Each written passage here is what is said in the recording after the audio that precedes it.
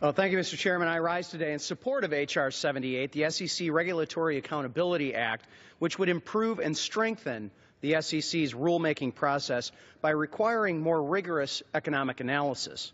What exactly does that mean? Well, an economic analysis is quite simple, frankly. It's a systematic approach to determine the optimum use of scarce resources, involving comparison of two or more alternatives to achieve a specific objective under the given assumptions and constraints. That's a whole lot of words and jumble, but what we need to do is make a comparison.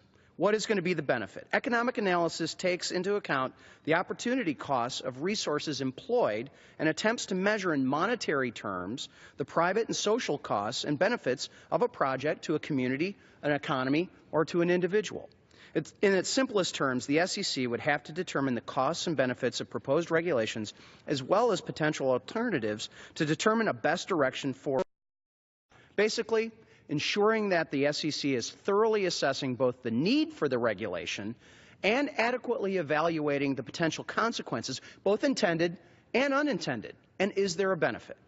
Mr. Speaker, requiring economic analysis by federal regulators is not a partisan issue, and in fact, both Presidents Clinton and President Obama issued executive orders requiring regulators to ensure that their rules were maximizing and achieving a net benefit. H.R. 78, the SEC Regulatory Accountability Act, would ensure consistent and effective application of the SEC's economic analysis guidance by building on the bipartisan effort to strengthen economic analysis requirements, as well as require a retrospective review of existing regulations for independent agencies like the SEC. Specifically, the bill would enhance the SEC's existing economic analysis requirements by requiring the Commission to first clearly identify the nature of the problem that would be addressed before issuing a new regulation. Too often, we're just shooting at a target that we don't even know is actually a target. And to prohibit the FEC from issuing a rule when it cannot, quote, make a reasoned determination that benefits the intended regulation, justifying the costs of the regulation, end quote.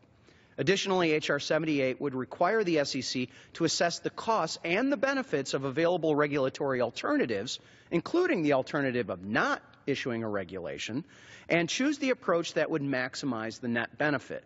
The SEC must also evaluate whether a proposed regulation is inconsistent or incompatible or duplicative of other federal regulations. In testimony before the Capital Markets Subcommittee last year, former SEC Commissioner Dan Gallagher noted that the SEC Regulatory Accountability Act would, quote, promote and improve economic analysis at the SEC and make the agency even more accountable to the investment public, end quote.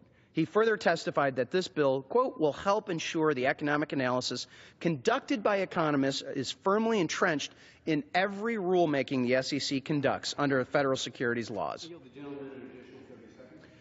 Recognized for 30 additional seconds. Thank you, Mr. Chairman. I commend the gentlelady from Missouri, Rep. Wagner, for introducing this important piece of legislation which will better equip the SEC with the necessary tools to ensure that all future SEC regulations will meet these standards with the ultimate goal of achieving the SEC's statutory mission of protecting investors and facilitating capital formation. I urge my colleagues on both sides of the aisle to support this important bill, and I yield back the balance of my time.